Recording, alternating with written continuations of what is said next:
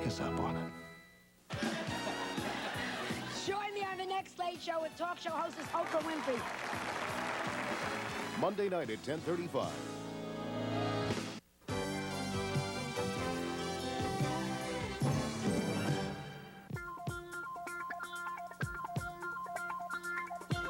From the Twin Cities, this is the Upper Midwest's first look at tonight's news.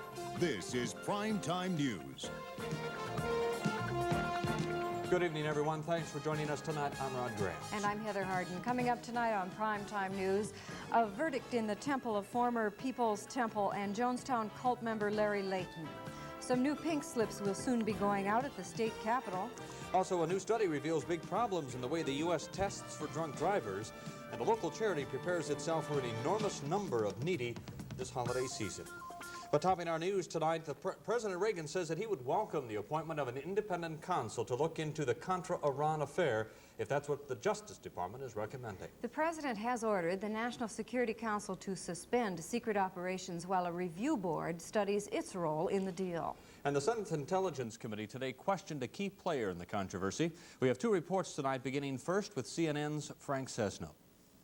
President Reagan, trying to put his house back in order, has directed his National Security Council to cease operational involvement in sensitive diplomatic, military, or intelligence missions. The president told his special review board to study whether and under what circumstances the NSC should be so involved. You will have the full cooperation of all agencies of the executive branch and the White House staff in carrying out your assignment. The board members say their questioning may include the president himself. The president will be available to respond to questions from us. He has pledged his cooperation. We are free to put questions to anybody we choose to within the government, and we will do that. The Special Review Board will not look into possible criminal activity. Attorney General Meese, along with the FBI, is doing that. The Department of Justice investigation is continuing with my full support and cooperation. And if they determine an independent counsel is called for, I would welcome that appointment. In fact, senior White House aides, including embattled Chief of Staff Donald Regan, have now concluded that a special prosecutor should be named very quickly, although Meese must first conclude there is specific, credible evidence that laws have been broken. The Special Review Board, however, will not have the power to subpoena witnesses. It is to report to the president within 60 days. The board will talk to fired NSC operative Oliver North and former NSC chiefs Poindexter and McFarland, among others. During his Senate career, John Tower was McFarland's boss, and that has raised questions of possible conflict. I intend to pursue this inquiry with cold objectivity. My loyalty to my country exceeds my loyalty to any individual or any partisan endeavor. Meanwhile, questions persist about what the president meant when he said last Tuesday he was not fully informed about what was going on. Well, does that mean that you had no knowledge at all? That's what I said. In fact, the president has not said that. So reporters requested White House spokesman Larry Speakes to ask bluntly if Reagan had any knowledge of the Swiss bank account Contra funding matter. Reagan's reply, "You can tell them flat out that I had no knowledge whatsoever of it until Ed Meese briefed me on it Monday afternoon."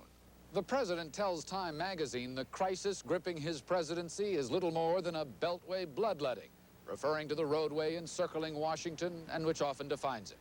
But it's been learned that top political advisors and Mrs. Reagan are now telling the president the crisis is very real and he must come to grips with it. Frank Sesno, CNN, the White House. Among the day's first witnesses, former National Security Advisor Robert McFarland, who says he learned about the secret diversion of Iran arms money last spring, and Oliver North, the Marine Lieutenant Colonel, fired from the National Security Council staff and described by Attorney General Meese as the key figure in the cash transfer to Central America. McFarland spent about 6 hours with the committee. Another prime witness expected to be heard from this week is Admiral John Poindexter, who resigned last week as National Security Advisor. Poindexter reportedly failed to look into the Iran-Contra connection, though he knew about it. The first phase of the Intelligence Committee probe is scheduled to last 2 weeks. Meanwhile, there was growing agreement on Capitol Hill Monday over the need for a select committee to investigate the Iran affair, but disagreement over calling a special session of Congress. Incoming Democratic Senate leader Robert Byrd is against it. I think that would send the wrong signal It would create an atmosphere of crisis. It isn't necessary. Outgoing Republican Senate leader Robert Dole, reflecting GOP political worries, favors a special session. The party has some stakes in this also. We certainly want to be helpful to the president, but we have also a party interest, and we'd like to get moving on it. Gene Randall, CNN on Capitol Hill. Meanwhile, Anglican Church envoy Terry Waite says he's renewed his efforts to free the hostages. He told reporters today that the controversy about the U.S. dealings with Iran and Nicaragua has frayed some of his Shiite Muslim contacts, but he says he doesn't think his work has been undermined.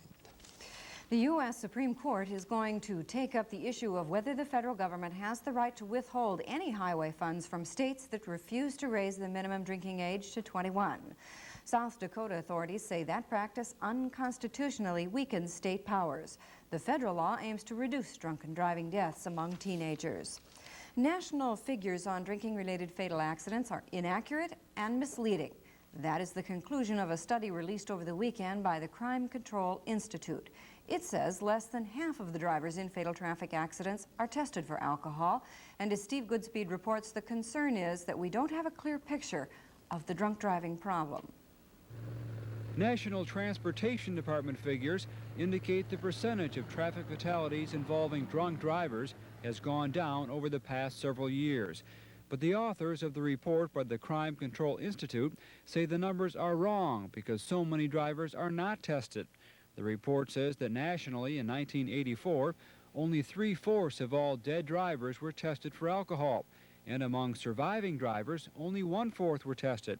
Minneapolis Police Chief Tony Boza chairs the Institute and says with so few drivers tested, we don't really know the severity of the problem. They're looking at an iceberg, the tip of which is the fatal accidents, the mass of which on the water is an enormous carnage in terms of tremendously serious injuries, paralysis, accidents, property damage. And we think we're looking at that tip and seeing it clearly, but we're not.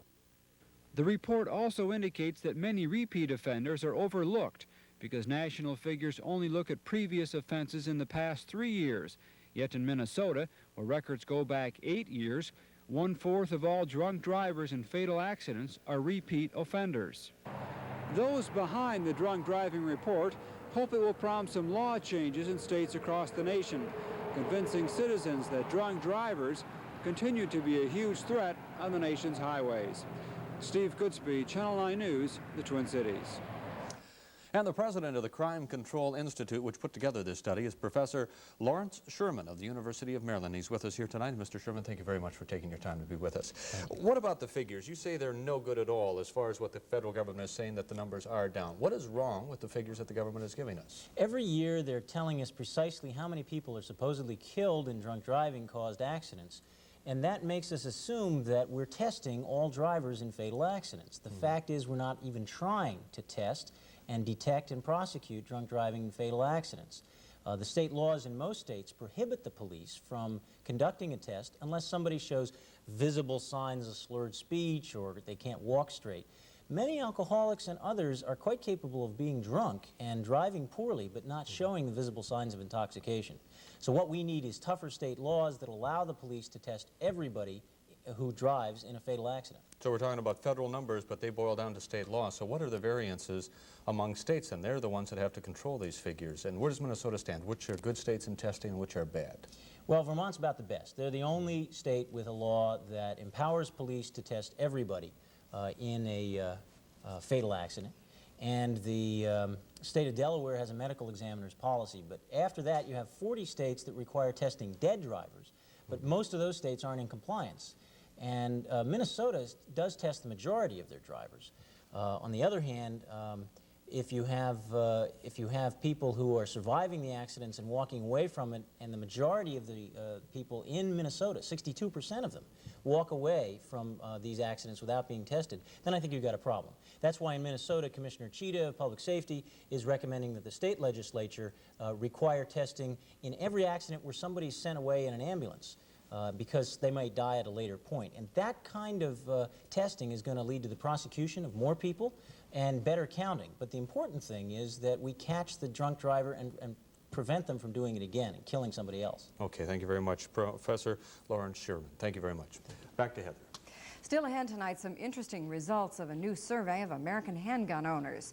And Kevin Burns reports on a group of Republicans at the state capitol looking for work, and they're not politicians. Stay with us. You work days and nights together, and you become a family. And there's a lot of people you became close to, and some of those people did lose the election. And it's hard to let go of those people because you had such a bond.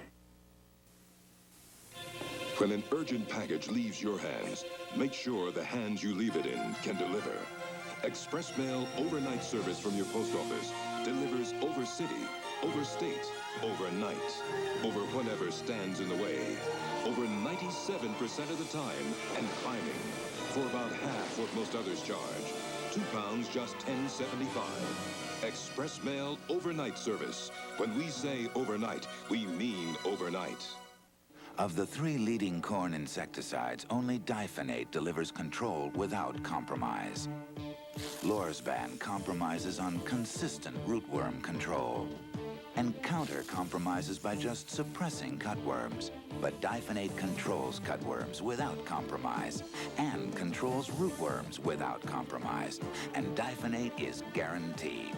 Take control with diphenate. Control without compromise. Foreman & Clark's vast selection of suits assures you of just the right suit for any occasion. Unless, of course, you really should be wearing a Speedo. And Foreman & Clark's insistence on using only the finest fabrics, linings, and high-quality construction means that the suit you select will last and last. Unless, of course, you expose it to the most unusual situations. Farm Tough Deutsch Alice, rated by leading American and Canadian consumer magazines as having the very best in walk-behind snowblowers, offers 7 different models, ranging from 3.5 to 8 horsepower, with a space-age cab available, along with many tractor-mount snowblowers and blades. Deutsch Alice is now offering 6.9 financing to qualified buyers. Visit these Deutsch Alice dealers today. Lano's Equipment Norwood, Gerlach Service Cottage Grove, Gilbert Motors Hudson, Schramm Implement Hutchinson, and Lano's Equipment Shakopee. There were more casualties from last month's elections announced today. DFLers in the House have come up with a plan which would cut the number of IR staff members by 2/3. It's all part of the reorganization taking place since the DFL regained control of the House from the Republicans. Tonight, Kevin Burns reports on the people caught in the middle of the political crossfire.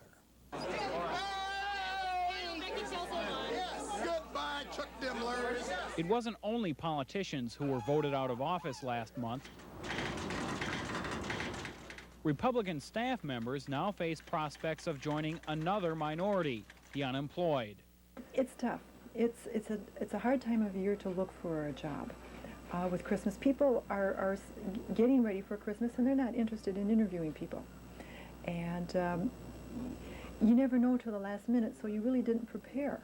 It's the job of the majority leadership to determine the staff size for both caucuses. For the last 2 years, DFLers have employed 48 permanent staff members. That number will jump to more than 100 since they're now in the majority. IRs have carried about 100 permanent employees for the last 2 years. A new proposal would cut that to less than 40. While the numbers are preliminary, the proposal has left many staff members with a sour taste in their mouths. For starters, these are partisan jobs. It's unlikely an IR staffer would take a position with the DFL caucus. And while most were aware of the volatility of a job in politics, still there is anger and frustration. The question is where to vent it. After all, it's the will of the people who created the staff openings 2 years ago. Now it's that same will forcing these people to update their resumes in a big hurry. The nature of the game of politics is that there is some pettiness and there is some bickering, and it's just the way the game is played. And I think the people that are here understand that. Because if they didn't understand that, they probably shouldn't have gotten into politics in the first place. There is some good news for IR staff members being laid off here. With their experience, most should be able to find new jobs fairly quickly. And when they do, no doubt it'll be for a lot more money than they're currently making.